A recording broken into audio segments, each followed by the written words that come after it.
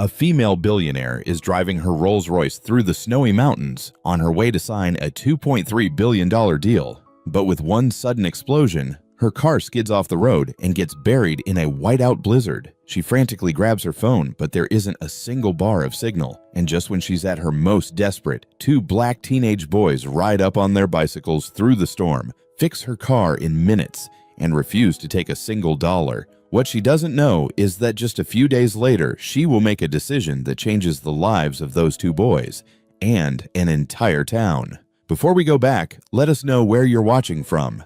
And subscribe, because tomorrow I've got something extra special for you. The Rolls-Royce Phantom glided through the Wyoming mountains like a white ghost, its heated leather seats wrapping Olivia Harrington in luxury. She drummed her fingers on the steering wheel, humming along to Fleetwood Mac's Dreams pouring through the premium sound system. 6:47 a.m. 3 hours to Denver, 3 hours until she'd sign the deal that would make her the youngest self-made female tech billionaire in America. God, what a beautiful morning. She'd woken up energized, practically buzzing with anticipation. The Jackson Hole Resort had been perfect. A night of excellent wine, a view of the Tetons that took her breath away, and the certainty that today, everything she'd built over the last 20 years would crystallize into legend. 2.3 billion, the number sang in her mind like a symphony. She turned up the volume, belting out the chorus with uncharacteristic abandon. Thunder only happens when it's raining.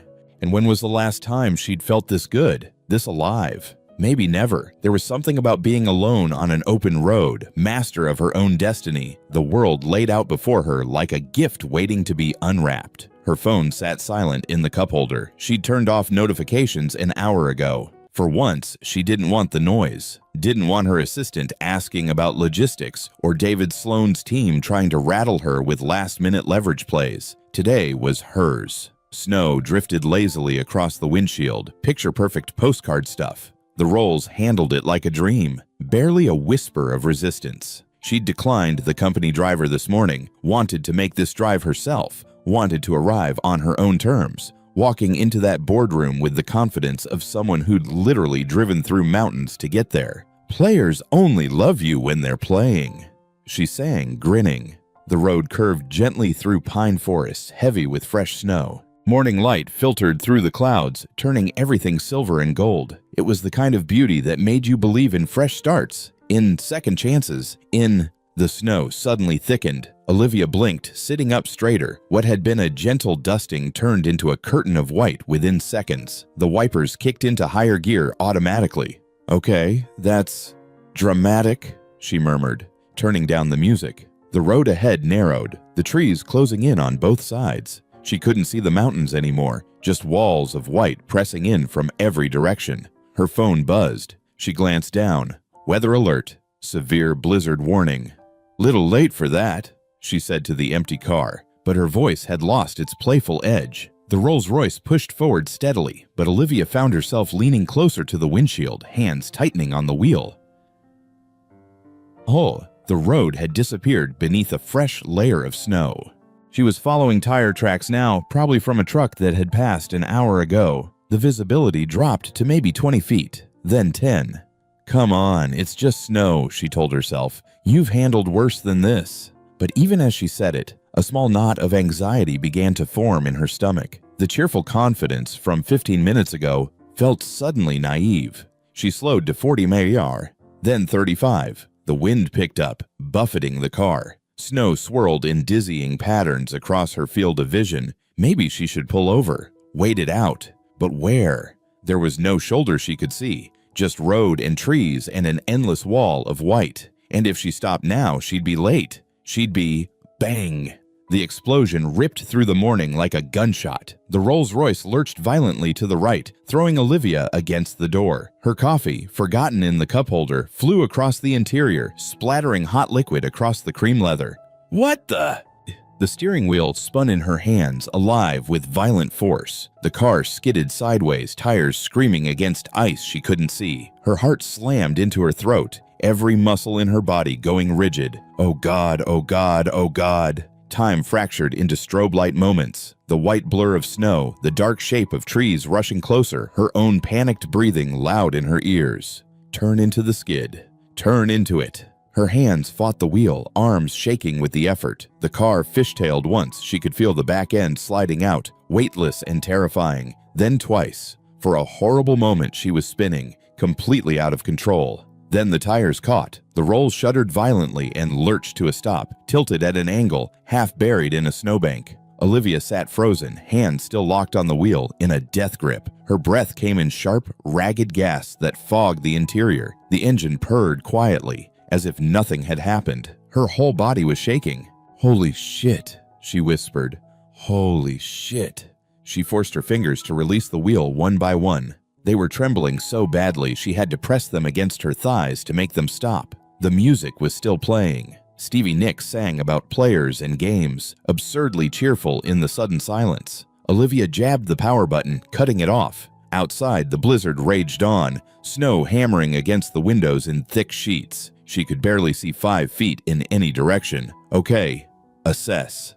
What just happened? A tire. Had to be. That sound, the way the car pulled right. A blowout. She grabbed her phone with shaking hands. No service. The words glowed on the screen like a cruel joke. Olivia stared at them, then looked up at the wall of white surrounding her car. The mountains were gone. The road was gone. Everything was gone except snow and wind, and the creeping realization that she was very, very alone. The confidence from half an hour ago, the singing, the joy, the certainty, evaporated like steam. She sat in her tilted luxury car, in her $3,000 coat, with her dead phone and her billion-dollar deal waiting in Denver, and felt something she hadn't felt in 20 years. Fear. Real, cold, animal fear. "Okay," she said aloud, trying to steady her voice. "Okay, it's just a flat tire. People change tires every day. You can do this." But even as she said it, she knew she was lying to herself. She pushed open the door. The cold hit her like a fist to the chest, stealing the air from her lungs. Wind screamed through the mountain pass, driving snow into her face with stinging force. Her cashmere coat, so warm and luxurious in the heated car, might as well have been paper. Jesus! Olivia stumbled out, her Italian leather heels immediately sinking into 6 inches of fresh snow. Ice water flooded over the tops, shocking her feet with cold so intense it burned. She circled to the back of the car, nearly losing her balance twice on the hidden ice beneath the snow. The wind tore at her hair, her coat trying to push her back. The right rear tire was completely destroyed, rubber hanging in shredded strips from the rim, the wheel sitting at an ugly angle. No, no, no, no! She popped the trunk with numb fingers, staring down at the spare tire in its pristine compartment. The toolkit beside it looked like it had never been touched, because it hadn't. When was the last time I changed a tire? The question hung in the freezing air, unanswered. 20 years ago. Back in Cleveland, when she'd been driving that piece of shit Honda, when she'd had to know how to fix things because paying someone else wasn't an option. But that was a different life, a different person. Olivia grabbed the jack, its weight awkward and foreign in her hands. She knelt in the snow, felt it soak instantly through her wool slacks, the wet cold a shocking violation. Her fingers, even inside her leather gloves, were already going numb. Okay, jack goes under the frame. I remember that much. She positioned it, started to crank the handle. It slipped, her hand shot forward, knuckles slamming into the frozen metal of the undercarriage. Pain exploded bright and sharp. Damn it! She sucked in a breath, cradling her hand, then tried again, more carefully this time. The jack rose an inch, 2 inches. Then her glove slipped on the icy handle and the whole thing collapsed with a metallic crash. Olivia fell backward into the snow, landing hard on her tailbone. The impact sent a jolt of pain straight up her spine. She sat there, stunned, snow melting into her hair, soaking through her clothes. Around her, the storm raged on, indifferent. She looked at the scattered tools in the snow, at her phone with its mocking no service, at the Rolls-Royce tilted uselessly in the snowbank. 30 minutes ago, she'd been singing, happy, invincible. Now she couldn't even change a tire. The woman who commanded 3,000 employees, whose signature was worth billions, who'd been written up in Forbes as the most powerful self-made woman under 50, sitting in a snowbank, helpless. She felt tears prick at her eyes. Not from sadness, but from pure white-hot rage. Rage at her own uselessness. Rage at the storm. Rage at the fact that all her money, all her power, all her carefully constructed empire couldn't help her now. Olivia pulled herself to her feet, her legs unsteady, her whole body shaking from cold and adrenaline. She checked her phone again, held it up, and turned poorly, in a slow circle. Nothing. The wind picked up, howling through the pass. The temperature was dropping. She could feel it. Her soaked coat was worse than useless now. Her feet had gone from numb to burning. What are my options? Stay with the car, wait for someone to pass. But it was 7 a.m. on a Sunday in a blizzard. She hadn't seen another car in over an hour. Try to walk, find help, but where? And in this weather, in these shoes, she'd freeze before she made it a mile. Fix the tire yourself. She looked at the tools scattered in the snow, then at her shaking hands. I built a billion-dollar company from nothing. I should be able to figure out a goddamn tire. But even as she thought it, she knew the truth. Building companies required intelligence, strategy, ruthlessness. This required something else entirely, something she'd left behind in her climb to the top. Practical skills, survival knowledge, the ability to function without a support system. Olivia stood there in the falling snow, the wind cutting through her wet clothes, her breath coming in visible clouds. Her fingers burned with cold. Her feet felt like blocks of ice. The joy from this morning, the singing, the confidence, the certainty that the world was hers, felt like it had happened to someone else. She was alone on a mountain in Wyoming, freezing, helpless, and about to miss the most important meeting of her career because she couldn't change a tire. The irony would have been funny if it wasn't so terrifying. Olivia had just picked up the jack for the third time when she heard it. Laughter, faint, almost swallowed by the wind, but unmistakable. The high, clear sound of kids laughing. She looked up, squinting through the snow. Two figures emerged from the white curtain like ghosts materializing from fog. Boys on bicycles, pedaling through the blizzard as if it were a summer day. They wore threadbare coats, mismatched gloves, and knit hats pulled low over their ears. Both were black, probably 14 or 15, their dark skin stark against the endless white. The older one rode in front, confident and steady. The younger one followed, his bike weaving slightly in the deeper snow. They slowed when they saw the Rolls-Royce. "Whoa," the younger one said, eyes wide. "Is that a phantom?" "Malik, focus," the older one said, but he was staring too. They pulled to a stop about 10 feet away, bikes crunching in the snow. For a moment, they just looked at the scene. The tilted luxury car, the scattered tools, and Olivia kneeling in the snow, soaked and shaking. The older boy cleared his throat. "Ma'am, you need help?" Olivia's first instinct was to say no. She'd spent 20 years proving she didn't need help from anyone, but as she opened her mouth, another gust of wind cut through her wet coat, and her teeth started chattering. Her voice came out rough. "Yes, the tire blew." "We can see that," Malik said, grinning. The older boy shot him a look. "I'm Jaden," he said, climbing off his bike. "This is my brother Malik. We're heading into town to shovel driveways, but we can help you first." "You know how to change a tire?" The question came out more skeptical than Olivia intended. Jaden's expression didn't change, but something flickered in his eyes. "Yeah, ma'am. We know how."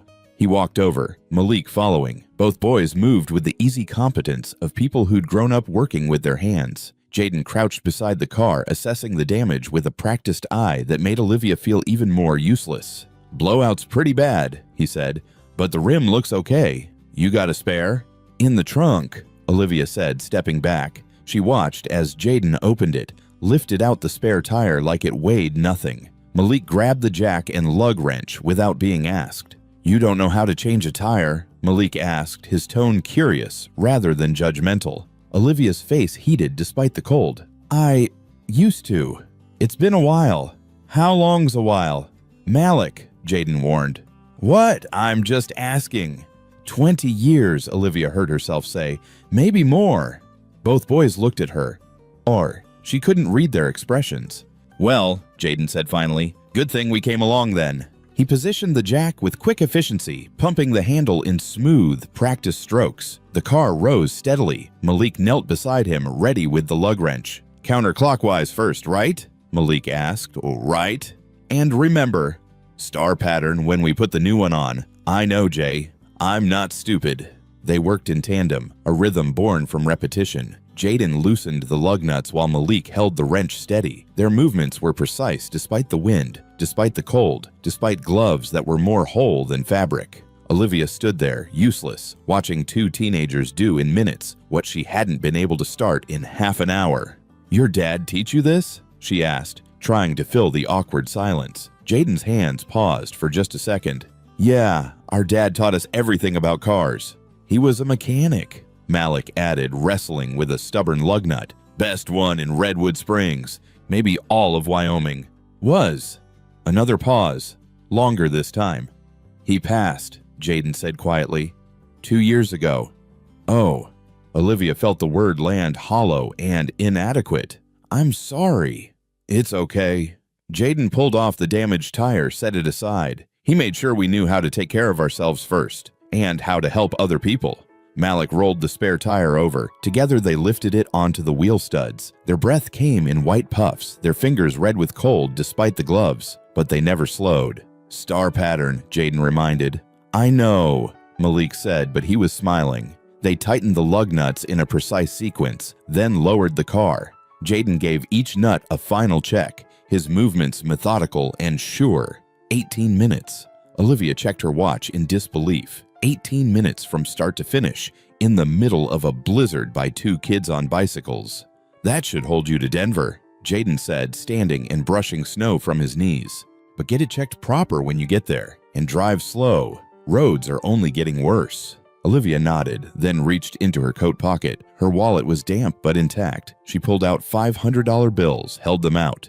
"Here, thank you. This is... You saved me." Both boys stared at the money. "That's $500, Malik whispered. Jaden's jaw tightened. He shook his head. "We don't want your money, ma'am." Olivia blinked. "What?" "We helped because you needed help, not because we wanted to get paid." "But..." She gestured at their worn coats, their patched gloves, their bikes that had to be 10 years old. "You were going to shovel driveways. For money. This is the same thing." "No," Jaden said firmly. "It's not." "Why not?" He looked at her then, really looked at her, and Olivia felt something shift in the air between them. "My dad used to say, when you help someone because they'll pay you, that's a transaction. When you help someone because it's right, that's a connection." Jaden picked up his bike. "Money turns the second thing into the first thing, and we don't want to do that."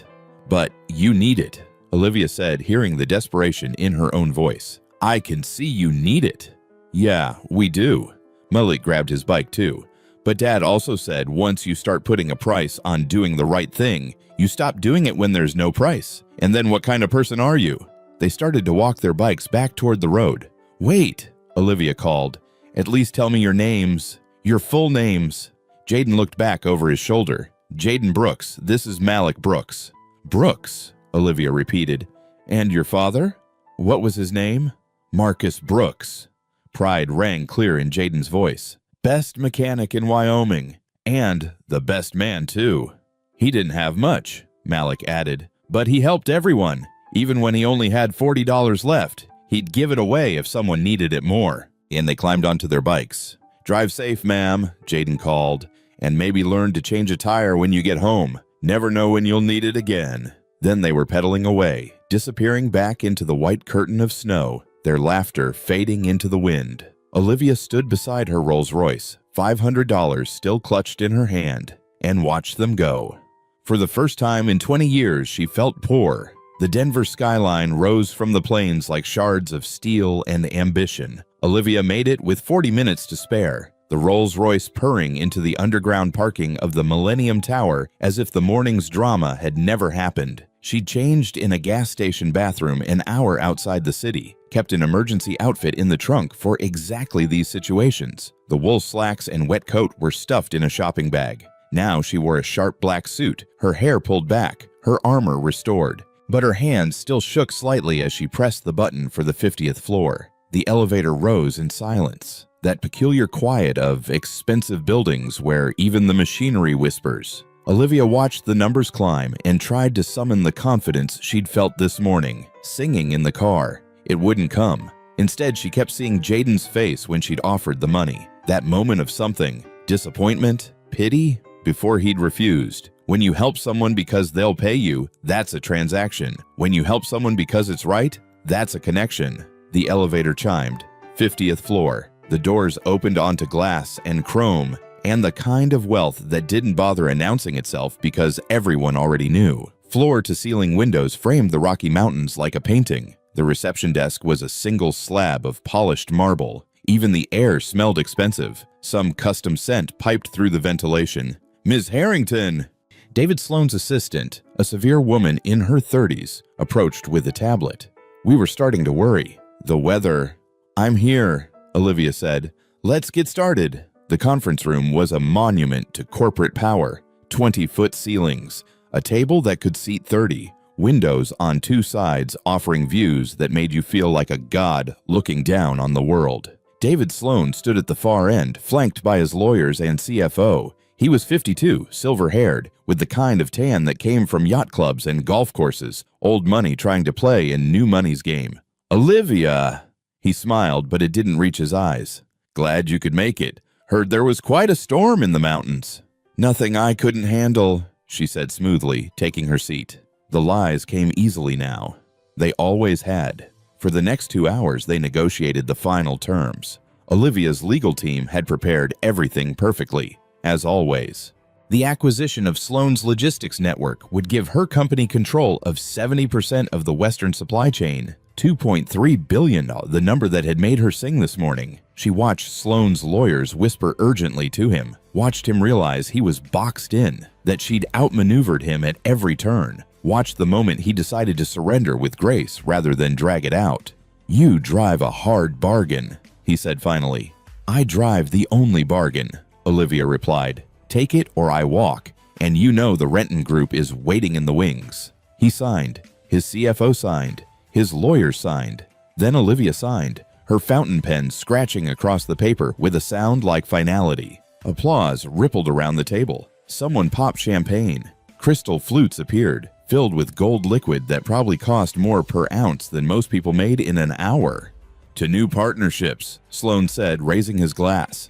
Olivia raised hers, smiled, said all the right things, but inside she felt nothing, or worse than nothing. She felt hollow. She looked around the room at the celebration, the lawyers congratulating each other, the assistants already drafting press releases. Everyone was smiling, everyone was excited, and all she could think about was two boys on bicycles in a blizzard, their fingers red with cold, refusing $500 because their father had taught them that some things mattered more than money. "My dad didn't leave us much, but he left us a good name. Keep it for him." What name was she keeping? The thought came unbidden, unwelcome. Olivia Harrington, tech billionaire, self-made success story. The girl from the Cleveland projects who'd clawed her way to the top through sheer will and ruthless intelligence. But when was the last time she'd helped someone without expecting something in return? When was the last time she'd done something just because it was right? The champagne tasted like ash in her mouth. "Excuse me," she said, setting down the glass. "I need to make a call." She walked out before anyone could respond, her heels clicking on the marble floor. The hallway was empty, pristine, the kind of space designed to make you feel important. Olivia found the restroom, all gold fixtures and heated floors and mirrors lit like a movie star's dressing room. She locked herself in a stall and pulled out her phone. Her hands were shaking again. She opened the browser, typed Redwood Springs, Wyoming. The results came back. Population 2,100. Median household income $38,000, 30% below the poverty line. She clicked on images. A small main street with brick buildings from the 1950s. A diner with a neon sign. The kind of town that time and money had forgotten. Somewhere in that town, two boys were probably shoveling driveways right now, making $20, maybe $30 if they were lucky. Saving up for what? College. To help their mom. To survive. And they'd turned down $500 because their father had taught them about integrity. Olivia looked at herself in the mirror above the sink. Designer suit, diamond watch, hair perfect despite the morning's chaos. Behind her, someone had left a copy of Forbes on the counter. Her own face stared back at her from the cover. The future of tech. Olivia Harrington's billion-dollar empire. She picked it up, stared at the glossy photo. The woman in the picture looked confident, powerful, untouchable. She looked like a stranger. If I died tomorrow, Olivia thought, would anyone cry? Really cry? The way people probably cried at Marcus Brooks' funeral. Her assistant would be upset about the stock options. Her board would panic about succession planning. The business press would write obituaries about her empire. But who would mourn the person? The question sat in her chest like a stone. She thought about her penthouse in Manhattan, 15,000 square feet of empty space. She'd bought it 5 years ago, hired a famous interior designer, filled it with art and furniture that cost more than most people's houses. She couldn't remember the last time she'd had a guest who wasn't there for business. Couldn't remember the last time someone had called just to see how she was. Couldn't remember the last time she'd laughed the way Jaden and Malik had laughed, easy and genuine, even in a blizzard. When you help someone because they'll pay you, that's a transaction. When you help someone because it's right, that's a connection. How many connections did she have? Real ones, not business contacts or networking opportunities or strategic partnerships. Real human connections. The answer came swift and brutal. None. Olivia set down the magazine. She pulled up the search again, typed Brooks Family, Redwood Springs, Wyoming. Nothing came up. Too small, too insignificant for the internet to care about. But they existed, 2 boys and probably a mother, living in a town she'd never heard of until this morning, carrying on the legacy of a man who died with $40 in his pocket and a reputation for helping everyone. She thought about the deal she'd just signed. $2.3 billion. She thought about the Rolls-Royce in the parking garage, the penthouse in Manhattan, the vacation home in Aspen, the stock portfolio, the offshore accounts, the whole vast machinery of her wealth. And she thought about Marcus Brooks, who'd helped people even when he only had $40 left. Which one of them had been rich? The thought was so absurd, so contrary to everything she'd built her life around, that she almost laughed, but she couldn't. Because somewhere deep down, in a place she'd locked away 20 years ago, when she'd decided to never be poor again, she knew the answer, and it terrified her. Someone knocked on the bathroom door. "Ms. Harrington, they're asking for you for the press conference." "I'll be right there," she called, but she didn't move. She stood there, phone in hand, staring at the search results for a town of 2,100 people where 2 boys on bicycles had just taught her more in 18 minutes than Harvard Business School had taught her in 2 years. Finally, she typed one more search. Redwood Springs, Wyoming driving directions. 3 hours and 47 minutes from Denver. Olivia stared at the route on her screen. Then she put away her phone, fixed her lipstick, and went back to the celebration. But she wasn't celebrating anymore. She was planning. The next morning, Olivia was back on the road. She'd told her assistant she needed a few days for personal matters. The words had felt strange in her mouth. She hadn't had personal matters in years. Everything was business. Everything was strategy. But this wasn't. This was something else entirely. The Rolls-Royce glided through Redwood Springs just after 10 a.m. The blizzard had passed, leaving everything buried under fresh snow that sparkled in the sunlight. Main Street was a single row of brick buildings, a diner, a hardware store, a gas station, a post office. American flags hung from lampposts. A hand-painted sign advertised the Rotary Club pancake breakfast. It looked like a postcard of small-town America, or a movie set. Olivia followed the directions she'd gotten from the woman at the gas station. East on Maple Street, past the elementary school, into the neighborhood where the houses got smaller and the yards got bigger. She found it on the corner of Maple and 5th, a small house with weathered blue siding, a chain-link fence sagging under snow, and a pickup truck in the driveway that had to be 15 years old. The Rolls-Royce looked obscene pulling up to the curb. Olivia turned off the engine and sat for a moment, suddenly uncertain. What was she doing here? What was she going to say? "Hi, I'm the woman your sons helped yesterday, and I've been having an existential crisis ever since?" Through the front window, she could see movement. Someone pulling back a curtain, peering out. No turning back now. She got out of the car. Immediately, she felt eyes on her. A man shoveling his driveway across the street had stopped to stare. 2 kids playing in the snow dropped their makeshift hockey sticks. A woman getting mail looked up, mouth open. The Rolls-Royce had that effect in neighborhoods like this. Olivia walked up the unshoveled path to the front door, her boots crunching in the snow. Before she could knock, the door opened. A woman stood there, early 40s, black, with tired eyes and strong hands. She wore scrubs under a cardigan, her hair pulled back in a practical bun. "Can I help you?" Her tone was cautious, protective. "Are you Mrs. Brooks, Jaden and Malik's mother?" The woman's eyes narrowed. "Who's asking?" My name is Olivia Harrington. Your sons helped me yesterday on the mountain road. My tire blew out in the blizzard and they—" She stopped, feeling suddenly emotional. "They saved me. I wanted to thank them. And you." The woman's expression shifted, softening slightly. "You're the lady with the fancy car." "That's me. Boys told me about you."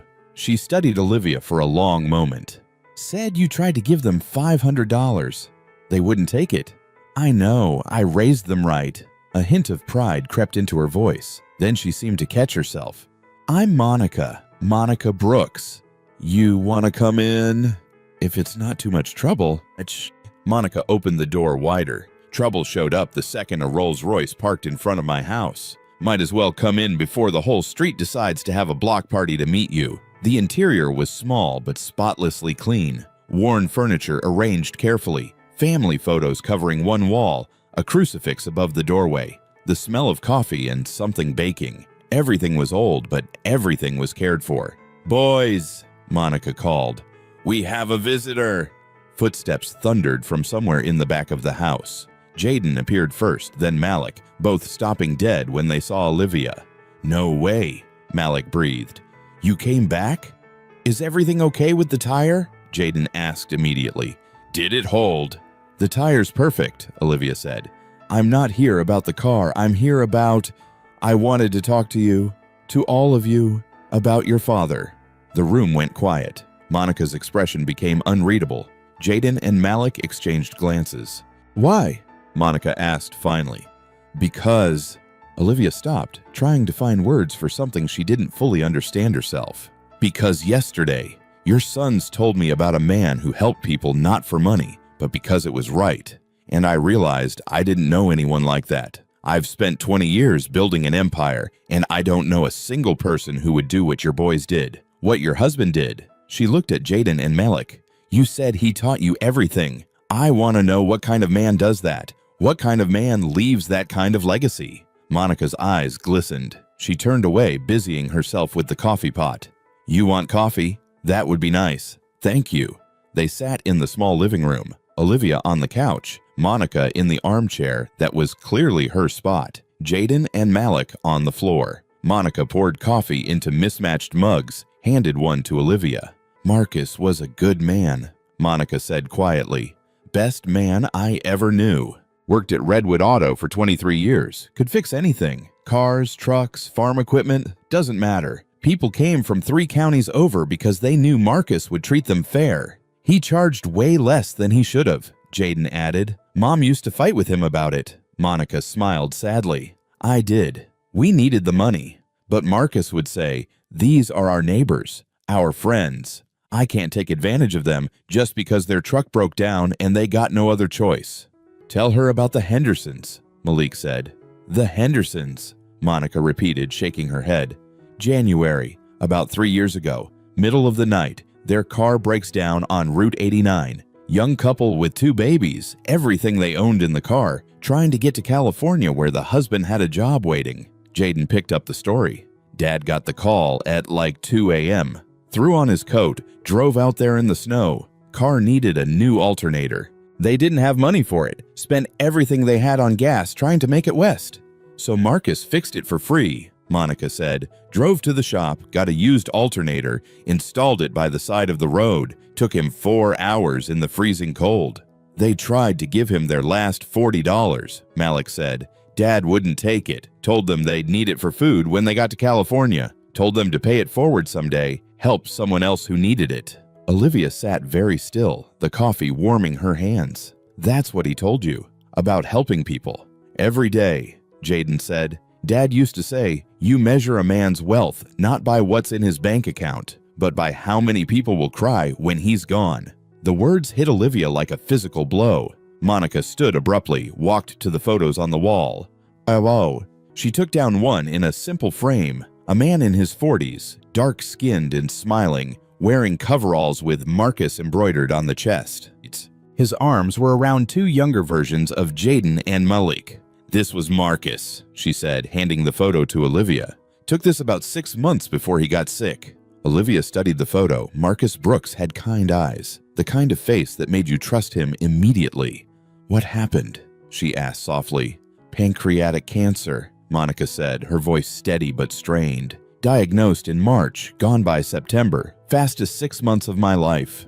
The whole town came together, Jaden said. People brought food, helped with bills, sat with Dad when Mom had to work. Mr. Patterson from the hardware store organized a fundraiser, raised almost $8,000 for medical costs. Because that's what Dad had done for them, Malik added. Every single person he'd helped over the years came back to help him. Even in the hospital, at the end, he was worried about other people, Monica said, wiping her eyes. Worried about me and the boys. About the Johnsons who needed their truck fixed. About whether someone would take care of old Mrs. Chen's car because she couldn't afford the dealership prices. She sat back down, looked at Olivia directly. The day before Marcus died, he made the boys promise him something, made them swear on the Bible. What was it? Olivia asked. Jaden answered. He said, I'm not leaving you money or a house or college funds. I'm leaving you something better. I'm leaving you a good name. The Brooks name means something in this town. It means honest. It means helpful. It means you can trust it. Keep that name clean. Help people because it's right, not because they'll pay you. And remember, money comes and goes, but how you treat people stays forever. The room fell silent, except for the ticking of a clock somewhere. Olivia set down her coffee cup carefully, afraid her shaking hands would spill it. How many people came to his funeral? She heard herself ask. Over 400, Monica said. Had to hold it at the high school gym because the church wasn't big enough. People standing room only. Some drove 5 hours to be there. 400 people for a mechanic with $40 in his pocket. Olivia thought about her own life, the galas she'd attended where people only showed up because of who she was, what she could do for them, the business dinners where every smile was calculated, every conversation a negotiation. If she died tomorrow, would 400 people come to her funeral? Would anyone come who wasn't paid to be there? Ms. Harrington, Malik was looking at her with concern. You okay? Her voice cracked. She cleared her throat. I'm fine. Thank you for telling me about your father. He sounds like he was an incredible man. He was, Jaden said simply. Best man in Wyoming, maybe the world. Olivia stood. I should go. I've taken up enough of your time. Wait, Jaden said. If you really want to know about Dad, about what he left us, there's one more place you should see. 20 minutes later, Olivia's Rolls-Royce followed Jaden and Malik's bikes down Elm Street to the edge of town. The Redwood Youth Tourist Center sat on a corner lot, surrounded by a chain-link fence and bare trees. It was a single-story brick building that had probably been built in the 1960s, with a flat roof and narrow windows. A faded sign hung above the door. Even from the parking lot, Olivia could see the problems. Shingles missing from the roof, paint peeling from the window frames, a gutter hanging loose on one side. This is it, Jaden said as she got out of the car. Dad volunteered here 3 days a week, fixed stuff, taught car repair classes to teenagers, helped with homework. They walked to the front door. Inside, the building was worse than the outside suggested. The main room was large but dim, lit by fluorescent lights that flickered intermittently. Folding tables were set up in clusters where kids worked on homework or art projects. The floor was scuffed linoleum, patched in places with duct tape. Water stains bloomed across the ceiling tiles, and it was cold. Olivia could see her breath. About 20 kids were scattered around the room, ranging from maybe 6 to 16, all bundled in coats and hats. Some were black, some white, some Latino, all American kids trying to work, despite fingers that had to be numb with cold. A space heater in the corner fought a losing battle against the chill. Ms. Brooks! A young girl, maybe 8, with pigtails and a bright purple coat, ran over to Jaden. Is the heat gonna get fixed today? Not today, Keisha, Jaden said gently. But soon. Okay. Ms. Patricia's working on it. But it's so cold, another kid complained from a nearby table. I know, buddy. Just keep your coat on, all right? A woman emerged from a back office, black, in her mid-50s, wearing layers of sweaters and a resigned expression that spoke of too many battles with too few resources. Jaden, Malik, she said warmly, then noticed Olivia. Her expression shifted to polite curiosity. Can I help you? Ms. Patricia, this is Ms. Harrington, Jaden said. She wanted to learn about Dad's work here. Patricia Miller's eyes widened slightly. You're the woman with the Rolls-Royce out front? Guilty, Olivia said, extending her hand. Olivia Harrington. Patricia shook it, her grip firm despite the cold. Patricia Miller, I'm the director here. Marcus Brooks was one of our most dedicated volunteers. She smiled sadly. Still haven't found anyone to replace him. Can you show her around? Malik asked. Show her what Dad did here? Patricia hesitated, glancing around the shabby space with evident embarrassment. I'm not sure there's much to show. We're kind of in survival mode right now. Please, Olivia said. I'd like to see. Patricia sighed.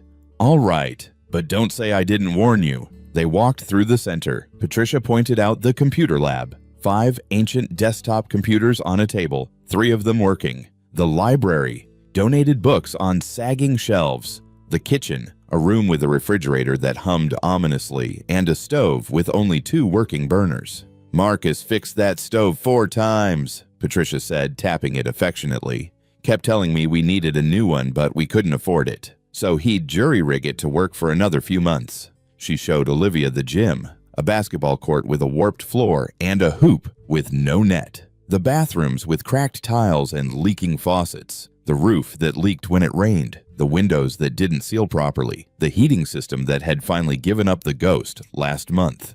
Marcus would have had the heat fixed by now, Patricia said quietly. He always knew how to make things work with nothing, but I don't have his skills, and I can't afford to hire someone who does. They returned to the main room. Olivia watched a teenage boy help a younger kid with math homework, both of them wearing fingerless gloves.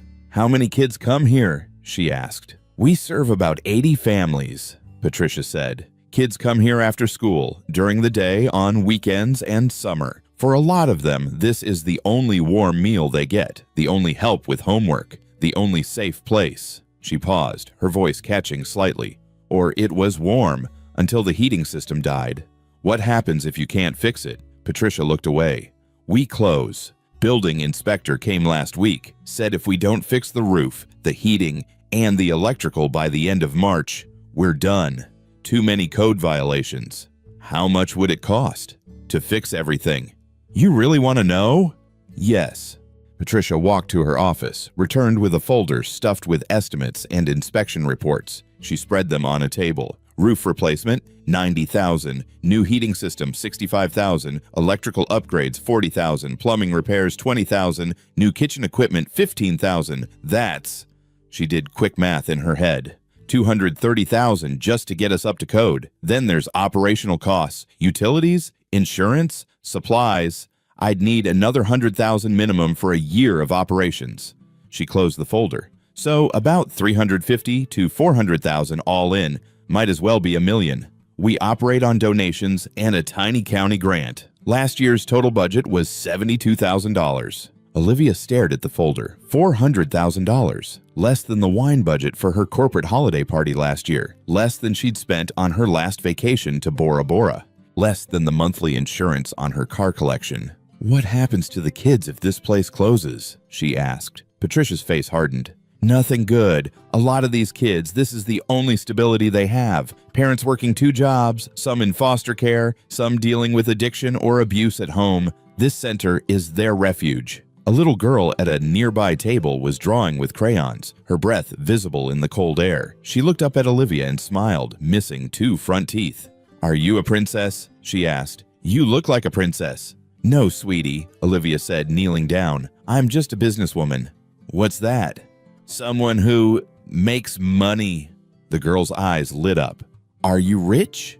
Destiny, Patricia said sharply. That's not polite. It's okay, Olivia said. She looked at the girl's drawing, a house with a yard and a swing set, the kind of house kids in this neighborhood probably dreamed about. Yes, I'm rich.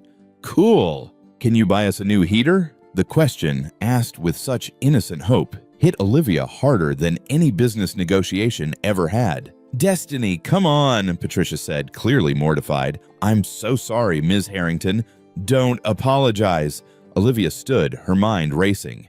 She asked a fair question.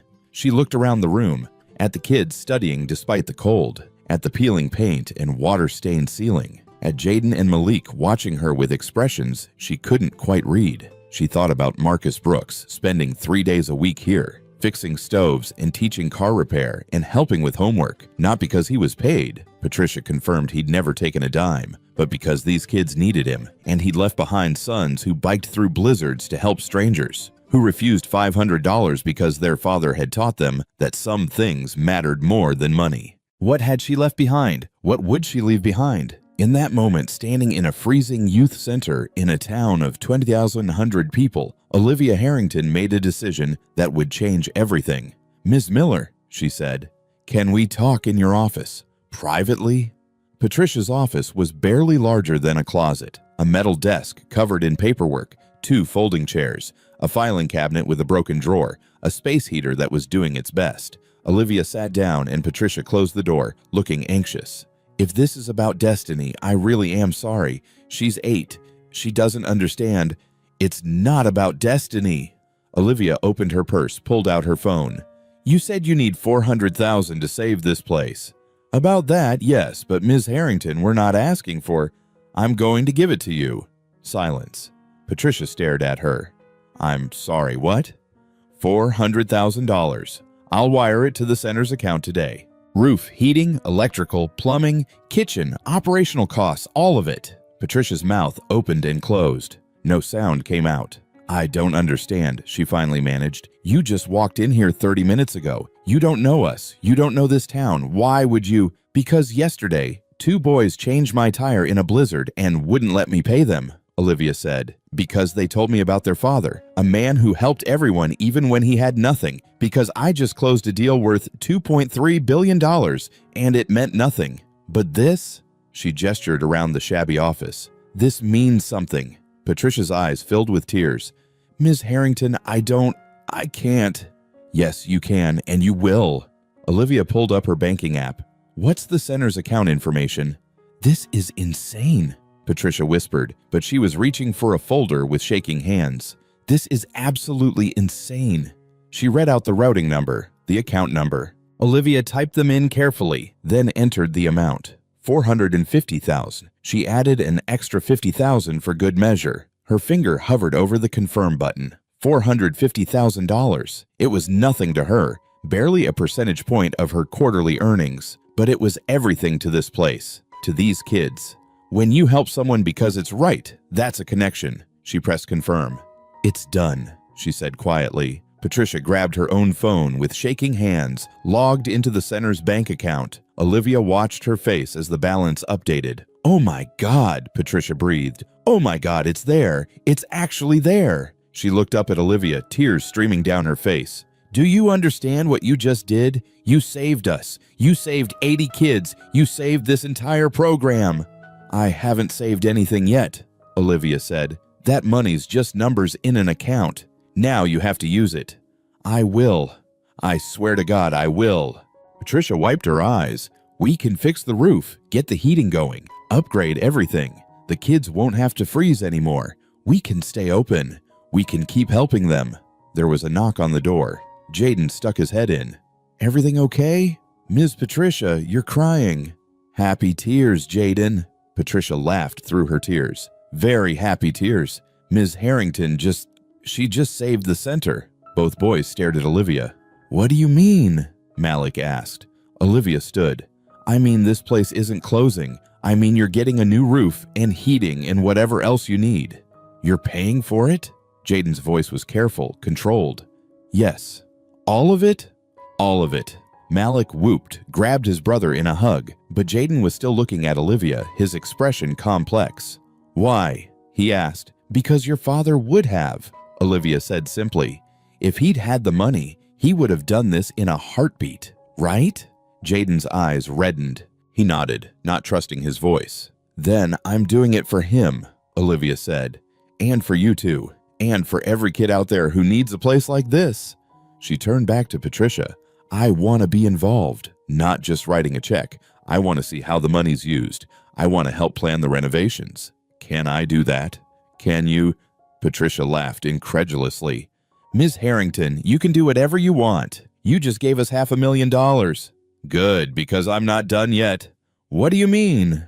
Olivia hadn't planned this, hadn't thought it through, but the words came anyway, feeling right in a way that nothing in her business life ever had. How many centers like this are there? In Wyoming? In America? Struggling to stay open? Patricia's expression turned somber.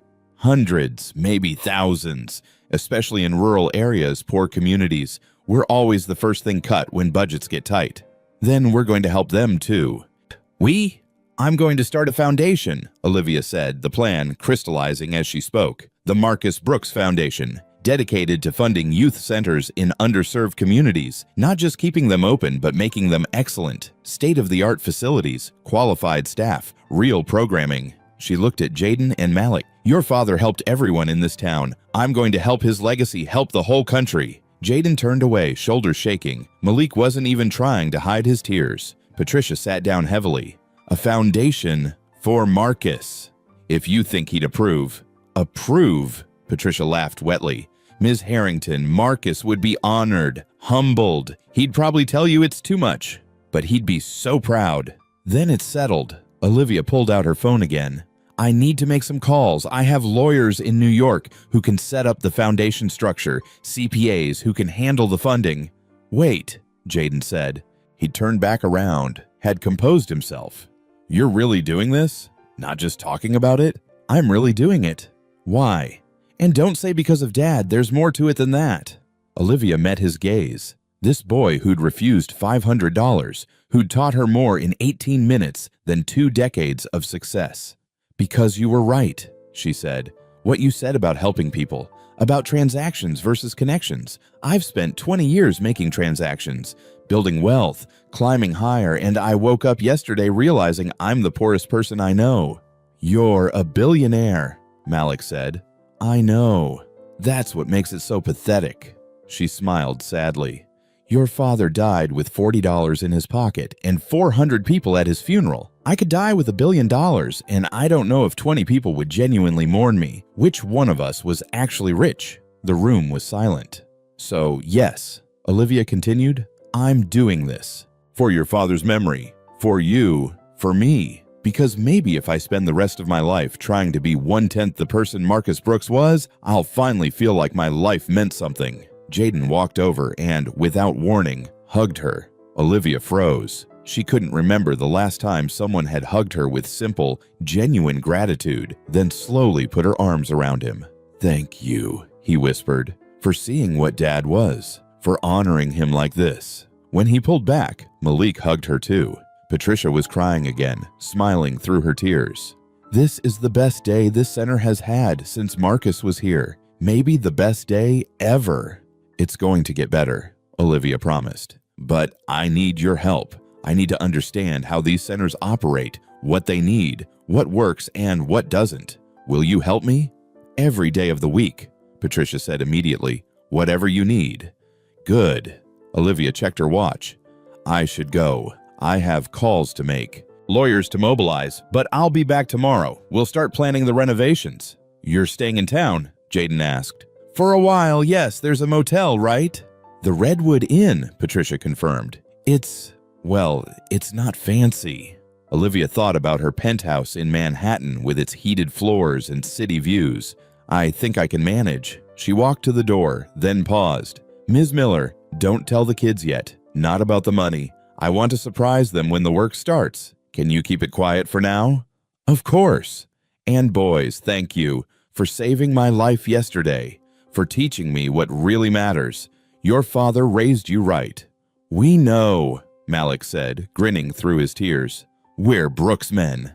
Olivia walked out of the youth center into the bright winter sunshine. Kids were playing in the snow outside, their laughter ringing across the frozen playground. She got in her Rolls-Royce, turned on the engine, then sat there for a moment. In her purse, her phone was buzzing. Probably her assistant, probably her board, probably people wondering where she was, what she was doing, when she was coming back to run her empire. She didn't care. For the first time in 20 years, she knew exactly where she needed to be. The Redwood Inn was exactly as advertised. Not fancy. Olivia's room had a double bed with a floral comforter, a TV from 2005, and a view of the parking lot. The bathroom had chipped tile and water pressure that fluctuated wildly. It was perfect. She checked in for a week, then called her assistant in New York. Cancel everything for the next month, she said. Everything? Ms. Harrington, you have the board meeting on Thursday, the investor call Friday, the Tokyo trip next week. Cancel all of it. Tell the board I'm taking personal time. Tell investors I'm unreachable. Delegate Tokyo to Henderson. But, Emily, Olivia softened her voice, I need to do this. Trust me. The company will survive a month without me. A pause. Are you okay? Is something wrong?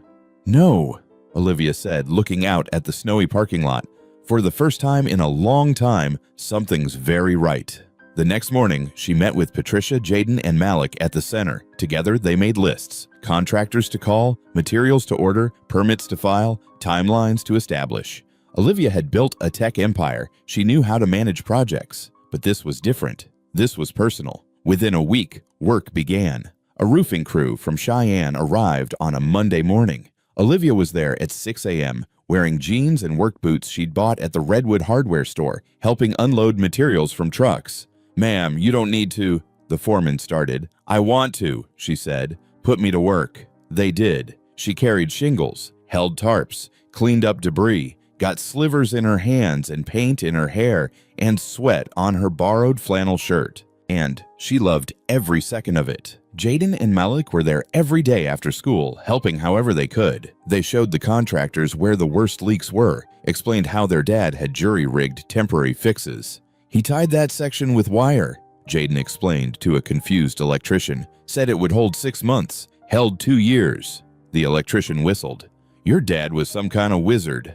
Best mechanic in Wyoming, Malik said proudly. Local volunteers started showing up. Word had spread that the youth center was being saved, and people wanted to help. Mrs. Patterson from the hardware store donated paint. The Johnsons, who owned the diner, brought coffee and sandwiches for the workers. Teenagers came after school to help clean and paint. The whole town seemed to rally. One afternoon, Olivia found herself painting a wall alongside a woman named Sarah Chen, elderly, Chinese-American, with kind eyes and steady hands. You're the woman who's paying for all this, Sarah said. It wasn't a question. Word travels fast in small towns, Olivia replied. Especially good news. Sarah dipped her brush in paint. Marcus fixed my car for free for 15 years, never charged me more than parts cost, said I reminded him of his grandmother. He sounds like he was special. He was. This town lost something when he died. Sarah looked at Olivia. But maybe we gained something too. You being here, doing this. I'm just writing checks, Olivia said uncomfortably. No, you're not. You're here, every day, in work boots and paint-stained clothes. That's not writing checks. That's honoring Marcus properly. At the end of the first week, the new heating system was installed. When Patricia turned it on and warm air flooded through the building for the first time in months, the kids who were there cheered. Little Destiny ran up to Olivia and hugged her legs. Thank you for the heat, Princess Lady. Olivia laughed, a real genuine laugh that surprised her. You're welcome, sweetheart. By the second week, the roof was completely replaced. The electrical system was upgraded. The plumbing was fixed. Contractors started on the cosmetic work. New paint, new flooring, new light fixtures. The center transformed before their eyes. One evening, after the workers had left, Olivia sat on the floor of the newly painted gym with Jaden and Malik. They were exhausted, covered in paint and drywall dust. This is crazy, Malik said, looking around. A month ago, this place was falling apart. Now it looks like a real center, like something from a city. It's not done yet, Jaden said. We still need the new computers, the kitchen equipment, the library books. All ordered, Olivia said, arriving next week. She pulled out her phone, showed them the plans. State-of-the-art computer lab, commercial kitchen for cooking classes, library with 2,000 new books, art room with real supplies, music room with instruments. Holy shit, Malik breathed. Malik! Jaden punched his arm. Sorry, but holy shit! Olivia grinned. She'd stopped being the polished businesswoman weeks ago. Now she was just Olivia, tired, paint-stained, happier than she'd been in years. Wait until you see the playground, she said. I hired a company out of Denver. New equipment, rubber safety surface, accessible design. Should be installed in 2 weeks. Dad would freak out, Jaden said quietly. He always talked about getting the center a real playground. Said the kids deserve better than rusty swings and gravel. Now they'll have it. They sat in comfortable silence, watching snow fall past the new windows. "Can I ask you something?" Malik said. "Why are you still here? You could have just sent the money and left. Let other people do the work." Olivia considered the question. "Would you believe me if I said I needed this more than the center did?" "What do you mean?" "I mean," she struggled for words. "For 20 years I've been building things, companies, wealth, reputation, but I've never actually built anything with my hands. Never been part of a community working together. Never felt like what I was doing mattered beyond quarterly earnings and stock prices." She gestured around the gym. "This matters. These kids matter, and being here, doing this work, being part of something real, it's the first time I've felt like a real person in decades." "You were always a real person," Jaden said. "Was I? I'm not sure anymore." Olivia smiled. "But I'm becoming one. Thanks to you two. Thanks to your dad's example." Malik leaned his head on her shoulder, casual, trusting, the way kids do when they've decided you're safe. It was such a simple gesture, it made Olivia want to cry. By the third week, the word had spread beyond Redwood Springs. A reporter from the Wyoming Tribune drove out to do a story. Olivia declined to be interviewed, insisted they focus on the center and on Marcus Brooks' legacy. The headline read, "Mystery Benefactor Saves Rural Youth Center in Honor of Beloved Local Mechanic." Her assistant called. "Ms. Harrington, Forbes is asking questions. They want to know if the mystery benefactor is you." "Tell them nothing," Olivia said. "The board is getting nervous. They want to know when you're coming back." "I don't know." "You don't know? Ms. Harrington, you're the CEO. You can't just Emily, I'm going to tell you something, and I need you to really hear me." Olivia sat on her motel bed, watching snow fall past the window. "For the first time in my adult life, I'm happy, actually happy. Not successful or powerful or wealthy, happy. Do you understand?" Silence. "I understand," Emily said finally, "but the board won't." "Then maybe I need a new board." She hung up before Emily could respond. That night, Olivia had dinner at the Redwood Diner, a place she'd eaten at almost every day for 3 weeks. Meatloaf and mashed potatoes, coffee in a chipped mug, $5 meal that tasted better than any Michelin-starred restaurant she'd ever visited. Sarah Chen was there, waved her over to join her booth. "How's the project going?" Sarah asked. "Almost done. We're doing the grand reopening in 10 days. "I heard. Whole town's talking about it." Sarah sipped her coffee. "Can I tell you something?" "Of course. When Marcus died, part of this town died too. He was our heart, you know, the person who reminded us that we should take care of each other. Without him, people got more isolated, more defeated." She looked at Olivia. "But you brought that back. By honoring him, by doing this work, you reminded us what he taught us. You brought back our heart." Olivia's eyes stung. "I didn't do anything. I just wrote checks." "Stop saying that," Sarah said firmly. "You've been here every day for 3 weeks. You know half the kids' names. You painted walls and carried lumber and sat on the floor helping with homework. That's not writing checks. That's being part of a community." She reached across the table, put her weathered hand over Olivia's. "Marcus would be so proud. Of the center, yes, but more of you, of who you're becoming." That night, alone in her motel room, Olivia made a decision. She called her lawyer in New York. "David, I need you to draft papers to sell my majority stake in the company." "What?" "Olivia, you can't be serious." "I'm completely serious. Sell to the current minority stakeholders or find an outside buyer. I don't care, but I'm done." "Done? You built that company from nothing." "I know. And now I'm going to build something else, something that matters more." She hung up and immediately called her financial advisor. "Rebecca, I need you to set up a charitable foundation. Initial funding $400 million, called the Marcus Brooks Foundation. Purpose: funding youth centers in underserved communities across America." Rebecca was silent for a long moment. $400 million. That's more than half your liquid assets." "I know."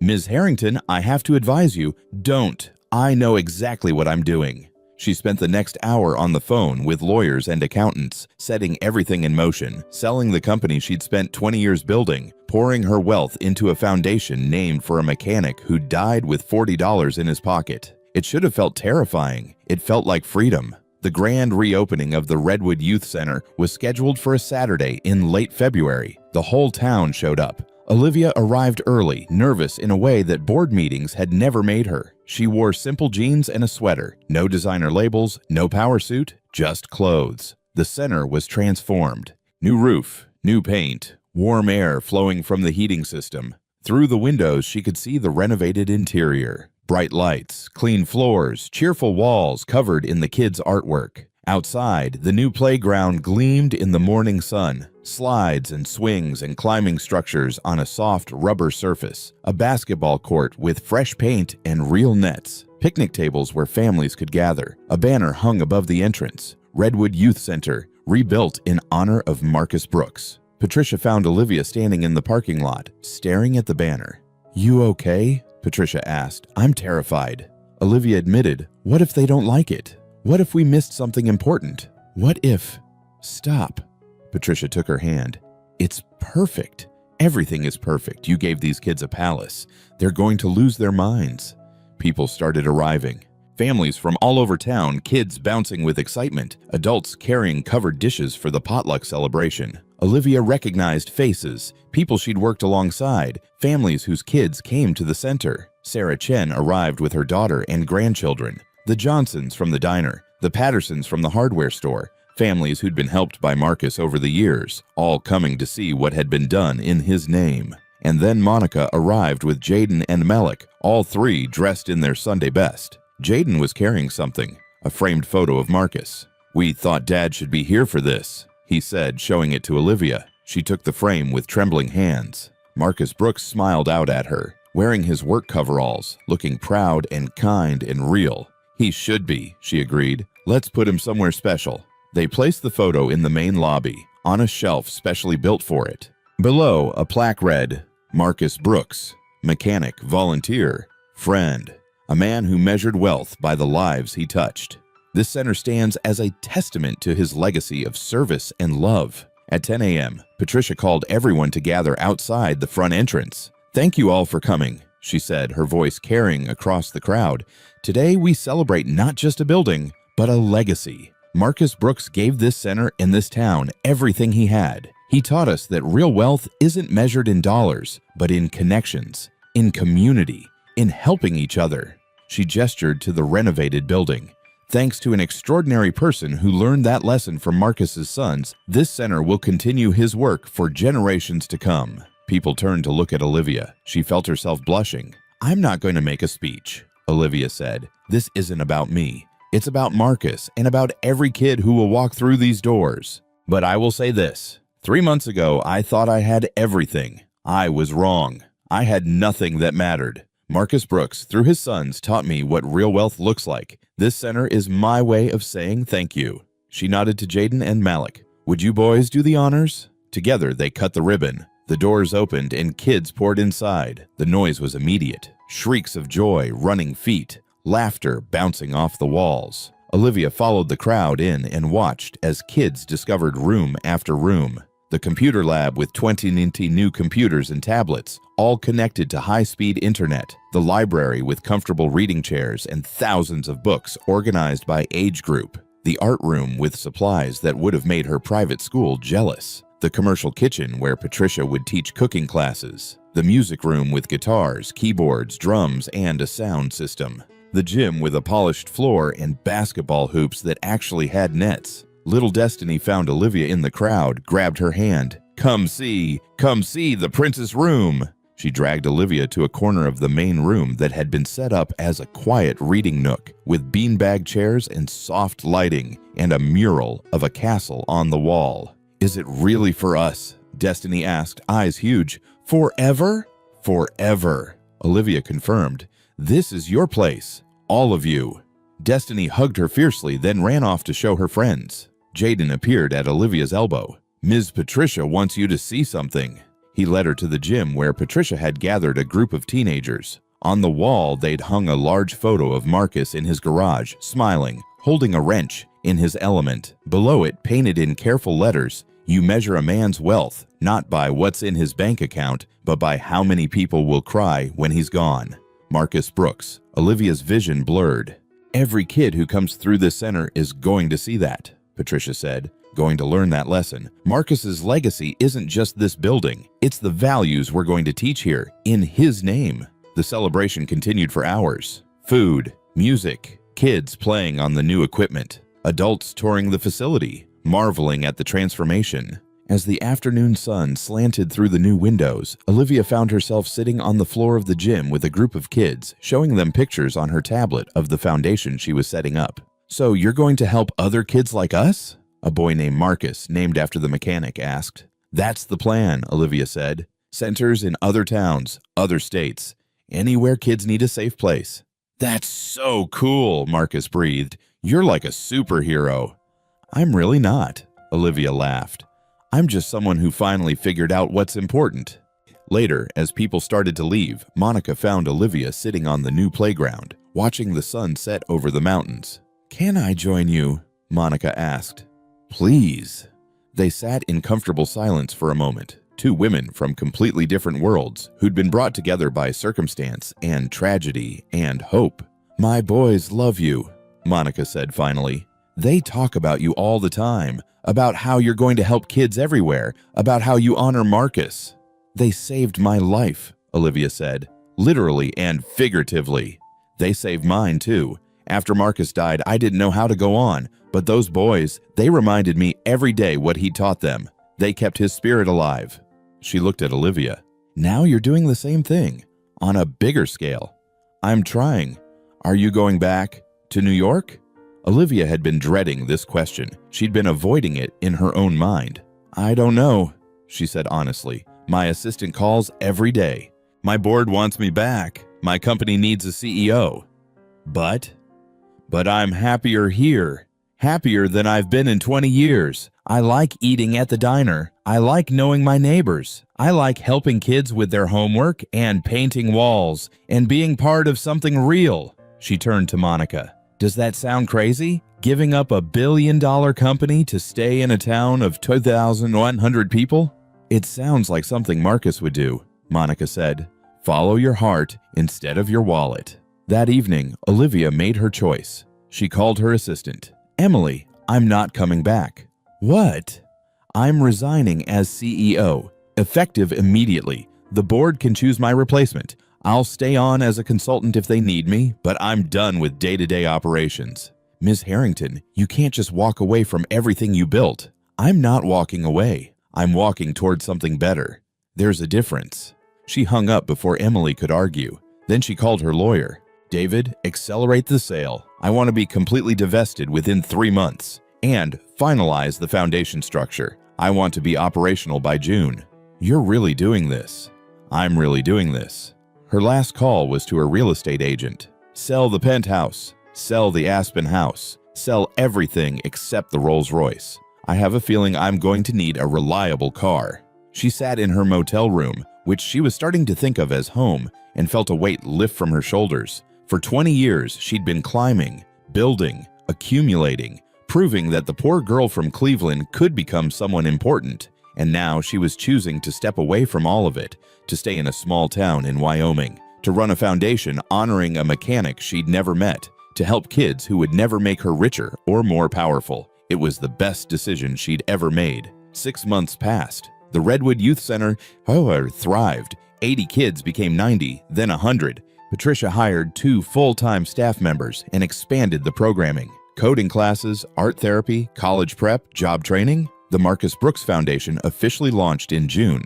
Olivia had rented a small office on Main Street. Nothing fancy, just 3 rooms and a coffee maker that worked half the time. But from there, they were changing lives. The foundation's first major grant went to a youth center in rural Mississippi, $300,000 to renovate a building and expand services. The second went to Montana, the third to New Mexico. Olivia traveled to each location personally, met the kids, talked to the directors, made sure the money was being used right. But she always came home to Redwood Springs. Home. When had this become home? She'd moved out of the motel after the first month, rented a small house on Maple Street, 2 bedrooms, a yard, neighbors who waved hello and borrowed sugar. The Rolls-Royce looked absurd in the driveway, so she'd bought a sensible SUV for daily driving. The Rolls only came out for special occasions now. Her wardrobe had changed too. Fewer designer suits, more jeans and sweaters. Her $3,000 coat stayed in the closet. She lived in flannel and work boots. She ate at the diner 3 times a week, knew everyone's name, got invited to potlucks and town meetings and kids' birthday parties. She was, for the first time in her adult life, part of a community. Jaden and Malik had become regular fixtures in her life. They stopped by the foundation office after school, helped with mailings, told her stories about their father, made her laugh. "You're like our aunt," Malik had said one day. "Weird rich aunt," Jaden corrected. "Weird rich aunt who used to be scary but is actually cool," Malik finished. Olivia had pretended to be offended, but secretly, she loved it. One August afternoon, she was at the youth center helping Patricia organize the new school supply drive when her phone rang. Unknown number. "Hello?" "Ms. Harrington, this is James Chen from the Wyoming Tribune. We're doing a follow-up story on the youth center renovations and the Marcus Brooks Foundation. Could we interview you?" "I'd rather you didn't. The story isn't about me." "With respect, ma'am, I think it is. At least partly. You're Olivia Harrington, former tech CEO, worth over $1 billion. You walked away from everything to start a foundation in a town of 2,000 people. That's news." Olivia sighed. She'd been avoiding this conversation for months. "Fine, but on one condition. You include interviews with Jaden and Malik Brooks, Patricia Miller, and at least 5 kids from the center, and you make sure people understand this is about Marcus Brooks' legacy, not about me playing savior." "Deal." The article ran 3 weeks later. Front page of the Sunday edition. From boardroom to Main Street, how a billionaire found real wealth in rural Wyoming. It told the whole story. The blowout in the blizzard, the boys who wouldn't take payment, the foundation, the choice to stay. Quotes from Patricia about the center's transformation, from Jaden about his father's legacy, from Monica about the impact on the community, and yes, quotes from Olivia. "I spent 20 years accumulating wealth, and I was the poorest person I knew. I met 2 boys who had almost nothing, but they were rich in the ways that actually matter.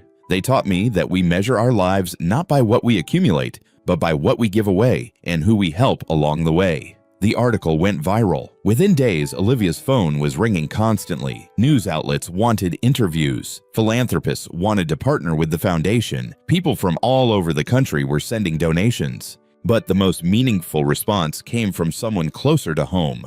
A knock on her office door one afternoon. Olivia looked up from paperwork to see an elderly black man standing there, wearing a janitor's uniform from the hospital. "Can I help you?" she asked. "Ms. Harrington, I'm Robert Johnson. Marcus Brooks was my best friend for 30 years. Olivia stood immediately. "Mr. Johnson, please come in." He sat down carefully, holding his cap in his hands. "I read the article about what you're doing, about how you met the boys, how you're honoring Marcus. Your friend deserved to be honored." "He did." Robert's eyes were bright. "Marcus was the best man I ever knew. When my wife was sick, he drove her to every chemo appointment for 6 months, wouldn't take a dime. When I lost my job, he gave me money for groceries, told me it was a loan, but we both knew I'd never pay it back." He wiped his eyes. "I came here to say thank you for seeing what Marcus was, for making sure his boys know their daddy mattered, for making his memory do good in the world. Mr. Johnson, I should be thanking you. Your friend changed my life." "He changed a lot of lives." Robert stood to leave, then paused. "You know what Marcus used to say? He'd say, 'Rob, I might not have a fancy house or a new car, but I'm the richest man in Wyoming. Because when I die, people are gonna cry. Real tears, that's the only wealth that matters.'"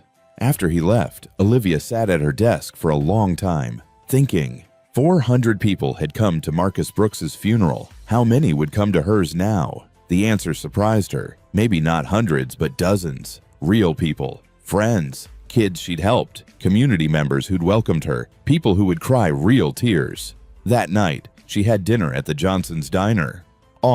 It was their anniversary, 40 years in business, and half the town had shown up.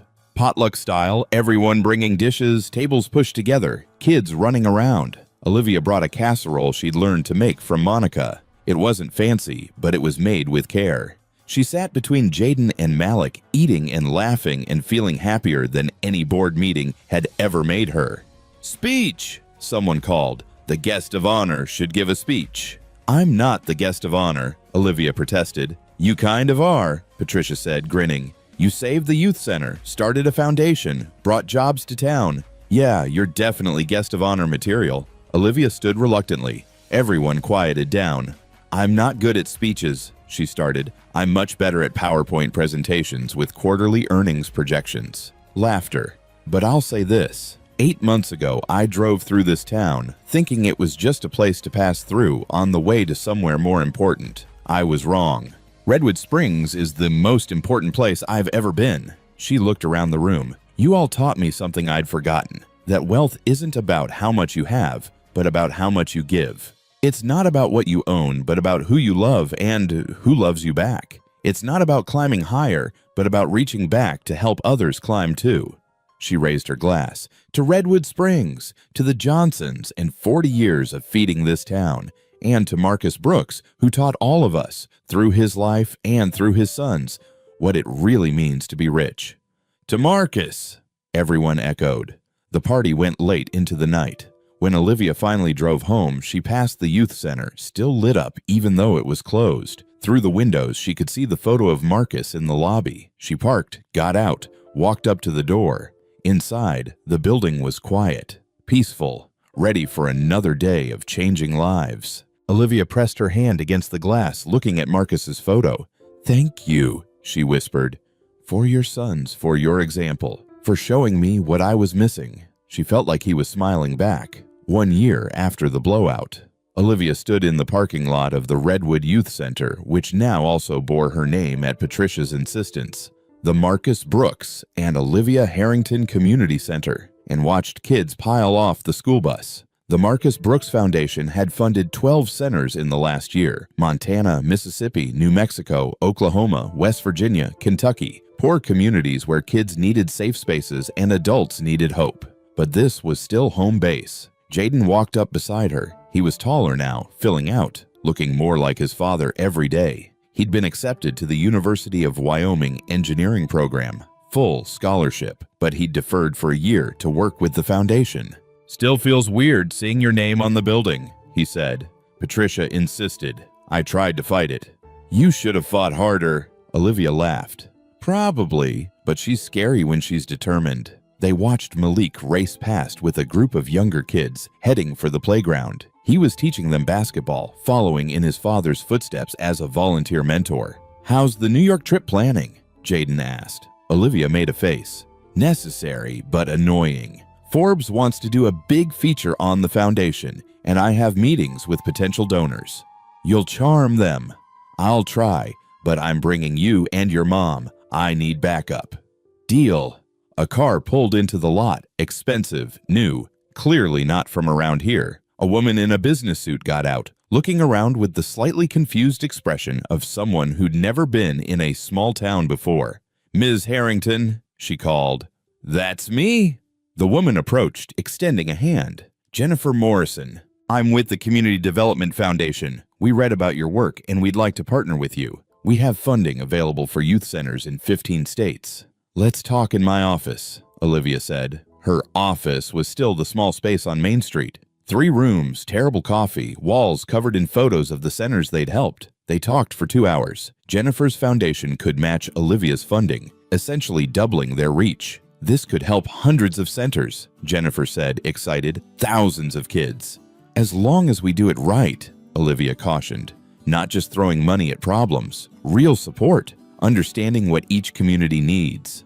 "Agreed. That's why we want to partner with you. You're doing this the right way." After Jennifer left, Olivia sat alone in her office looking at the photos on the wall. Kids playing on new playgrounds, centers with new roofs and fresh paint, teenagers learning job skills, families finding community. Her phone buzzed. Text from Malik. "Destiny wants to know if you're coming to her birthday party Saturday." Olivia smiled, typed back, "Wouldn't miss it." Another text, this one from her former assistant in New York. "Board approved final sale. You're officially no longer CEO. Congratulations." Olivia stared at the message. A year ago, that would have devastated her. Now, she felt relief. "Thanks, Emily," she typed. "Best decision I ever made." That evening, she drove out to the cemetery on the edge of town.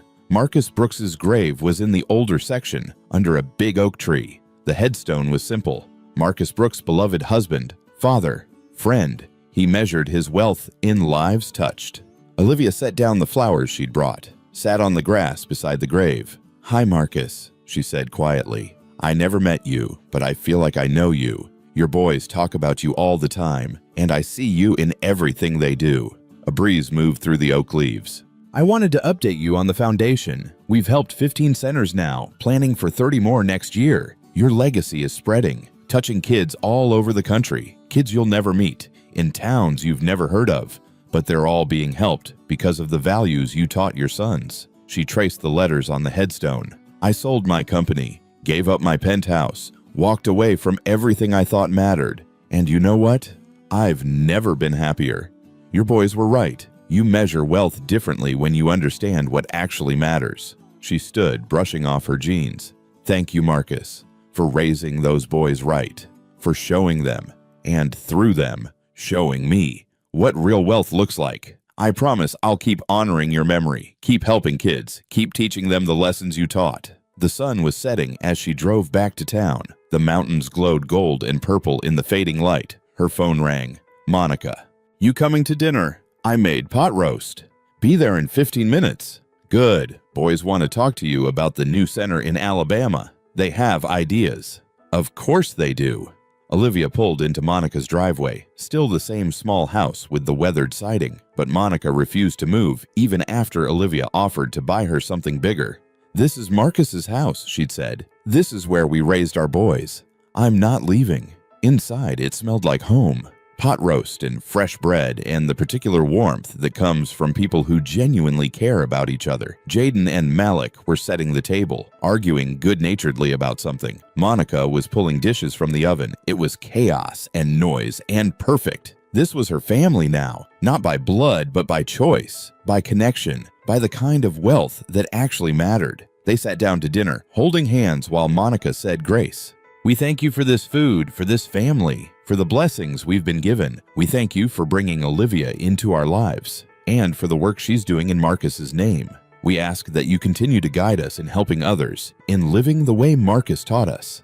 "Amen." "Amen," they echoed. As they ate, Malik launched into his ideas for the Alabama Center. Jaden added suggestions. Monica talked about a woman she'd met at work whose kids could use the foundation's help. Olivia listened, contributed, laughed, felt more alive than she had in 20 years. After dinner, she helped with dishes while the boys did homework at the kitchen table. Normal, domestic, real. As she was leaving, Monica walked her to the door. "You know what Marcus would say if he could see you now," Monica asked. "What?"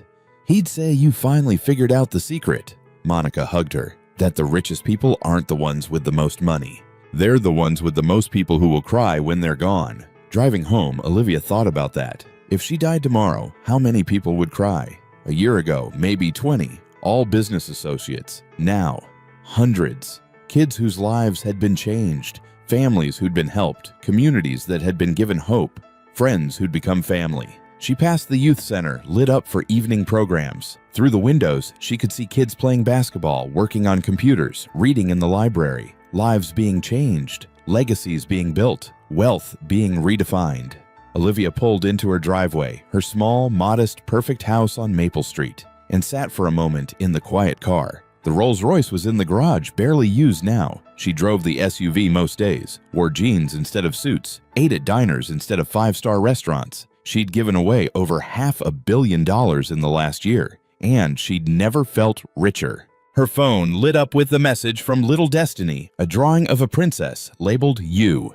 Olivia smiled, saved it to her photos. She got out of the car, walked into her house, and felt the kind of peace that no amount of money could buy. Because she'd finally learned what Marcus Brooks had known all along. You measure wealth not by what you have in the bank, but by what you have in your heart. Not by the empire you build, but by the lives you touch. Not by how high you climb, but by how many people you help rise with you. She was, for the first time in her life, truly rich. And it had nothing to do with money. Join us to share meaningful stories by hitting the like and subscribe buttons. Don't forget to turn on the notification bell to start your day with profound lessons and heartfelt empathy.